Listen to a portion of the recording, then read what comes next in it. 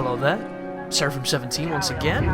This is the finale of my Mirror's Edge Catalyst walkthrough. This is mission 18, the Shard, and I'm going to try my best to hit everything that you can hit in this sequence without dying. And I don't really understand this particular section, because you'll notice I get hit by these signs, but I don't get hit by the second sign, so it seems like if you get hit by two signs in a row, it kills you. But if you just get hit by one sign, you should be knocked down long enough to not get hit by the second sign. So feasibly, unless you glance a blow off of these like traffic lights, wherever the hell they are, these weird tunnel lights, it's impossible to die there. Because if you hit them correctly, you can't get up quick enough, it seems, to hit the next one. So I just wanted to put that in the guide because I thought it was a bit strange. I didn't really understand what they were trying to do there. I assumed the point is to dodge the lights, which is what I did my first time, but I just, really weird moment. And then that's a weird moment too. It makes you think like you're going to have to do some kind of specific glass-breaking jumping puzzle, and all you can do is run on the seam that's not glass. So it completely mitigates that entire sequence. But what we're going to be doing here is very similar to what you've seen for the majority of this game. I'm going to be dancing in the reflection, because there's not really much to do on top of these platforms, and they're not long enough to really edit them out. Even though you could do that, it's just, this video is short enough as it is, so I decided to leave them in. But this is essentially going to be the test of all your skills that you've learned up to this moment. Can you get the job done using all the different traversal techniques that the game has taught you? And will you enjoy the conclusion of the story, which in my case was probably not, because I skipped all the cutscenes, but you might enjoy it, which is good.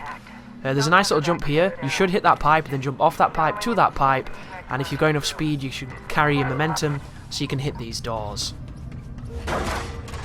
But when I was recording this section, I was a little bit distracted, so if you see any moments where I look the wrong direction for a while or I run into a wall, it's because I was listening to Matthew Matos's stream highlights on when he played The Devil's Third, which is a game that I want to do an awful through to, because I think we can all agree it's probably a pretty poor game.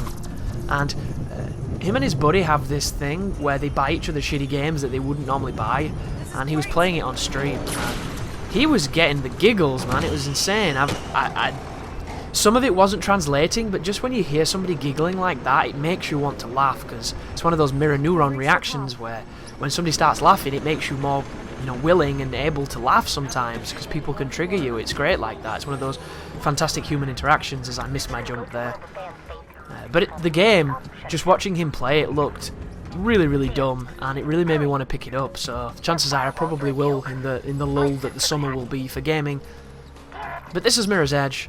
We're running up through these vents, we're following this drone, we're going to do this weird stroboscopic throbbing energy pole dancing section here, and there's actually a challenge to this, because if you look upwards, there's debris that falls, and it falls on a set pattern, and you can see it in the distance, and as it gets closer, of course the focus pulls, and you can see it. There's one coming for me just to my right, see that?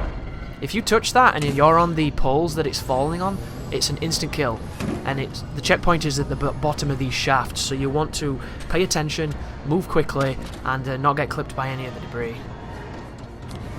But jump onto the next part and just keep paying attention at what's falling, where it falls. That one fell to the left, so it's probably clear now to jump that way. Always try and line your jumps up correctly, because it's easy to miss these pipes. The detection on grabbing them is a little stricter than you would think. In a lot of games, the game kind of holds your hands in this regard, but in Mirror's Edge, especially if you play on a higher sensitivity, it's really easy to just flick your analog and press jump prematurely and end up going a bit too far the wrong way. But as soon as you get to this pipe, go all the way to the top, turn to your right, jump into that vent, miss the vent again, climb every wall but the vent, climb the side of the vent. Goodness me. But once again, folks, once you realise that those vents are kind of finicky with the detection, you have to be lined up. You'll never make those mistakes again, but it's easy to just, think the game's going to automatically recover for you or auto-correct you as you grab, because the detection's wider than what it looks like. A lot of games do that. A lot of games have cheapened us in that regard. This game doesn't do that, which you could criticise. I would say it could be a criticism, but at the same time, it also requires that you do it properly. None of this messing about bullshit where the game plays itself. But a couple of the wall jumps, a nice slide past this, which I fuck up and end up catching it. Coil over that, and then if you slide here, you should grab this. If you don't, you'll just come through this vent and die. It's a little confusing, that sequence, because if you don't quite do that correctly, it's a death state for whatever reason, so... You didn't probably do too many things wrong. It's happened to me a couple times. There's just... Sometimes you don't slide long enough, you don't get enough momentum, and you just belly flop into the bottom of the elevator shaft. But this is another sequence where this tower has apparently somehow been sabotaged. As I mentioned, guys, I didn't pay attention to the story, but when you get to the upper floors, it's all blown up and everything. So the reason all this debris is falling is because you're in a compromised structure. And I think it's an interesting way of adding an environmental hazard to this platforming. The game hasn't had too many hazards, which it could have quite easily, and it might have been a much more frustrating experience. But I'm glad that they implemented something like this because it's so different to the other stuff we were doing. The only other hazard were, of course, detection and player execution problems. Everything else is just gravy, baby. But this is straight up, just keep going higher and higher and higher. You're literally in the clouds at this point, moving up into this pillar of hope for this entire city of glass.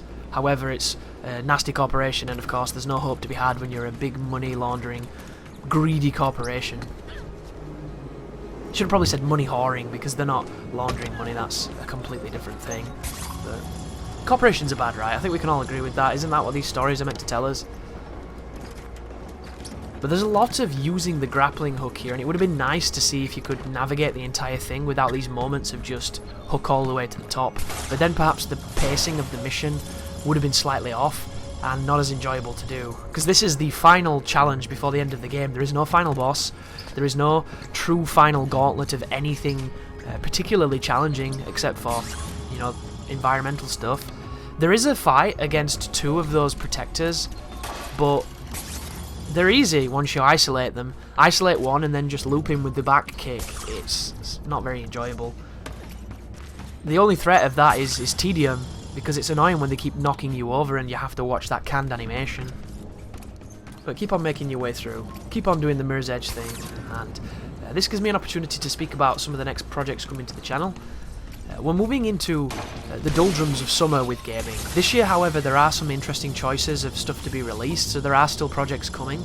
But for the most, it's going to be a continuation of finishing things that should have been finished, and covering some things that I want to cover, namely Uncharted 3 on Brutal, and then potentially Uncharted 1 on Brutal.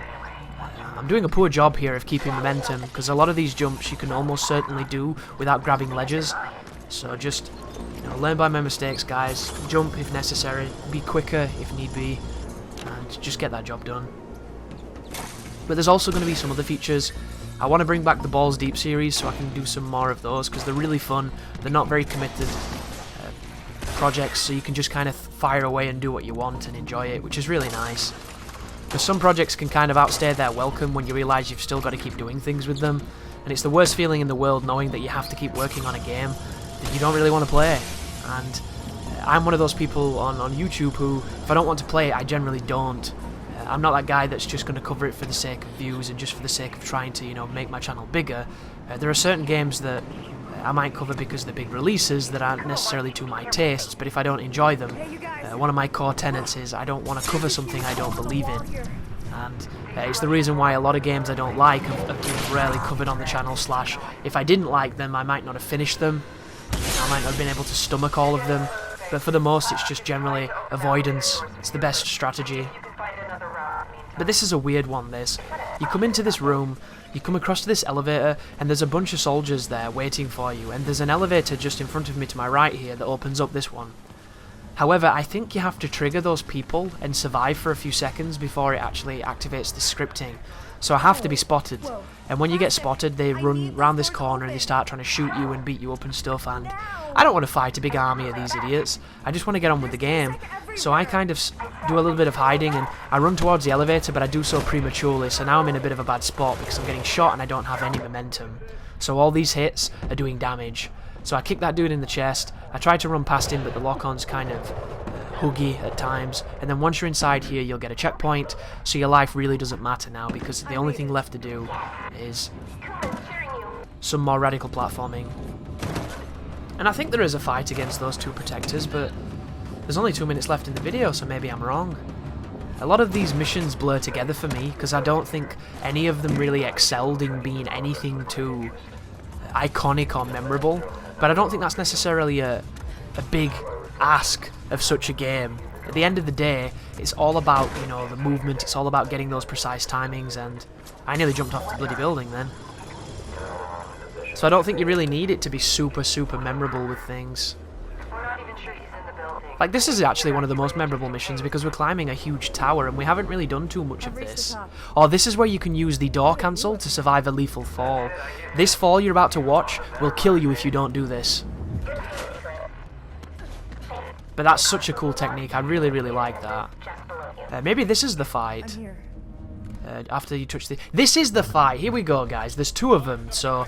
You can jump over these banisters and kick these people if you want to. Over those handrails. And when you run away, you'll notice this enemy is really fast. So I like to do a couple of kicks to lower some life. And then I unfortunately get kicked and it knocks me over. The thing that this enemy likes to do is when they knock you over, they always rush in to get you on wake up. So if you dodge left or right, you can generally get them in something like this. Which, all I'm doing here, guys, is I'm looping the kick technique. But I fucked it up and the other guy kicked me. So that's what happened there. And every time they hit you, they do this.